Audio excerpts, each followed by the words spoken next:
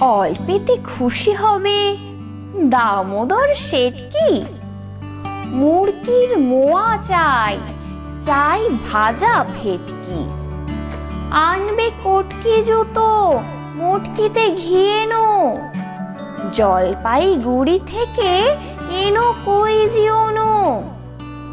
চাঁদনিতে পাওয়া যাবে বোয়ালের পেটকি। চিনি বাজারের থেকে এনো তো করম চা। কাঁকড়ার ডিম চাই, চাই যে গরম চা। না হয় খরচা হবে, মাথা হবে হেঁটকি।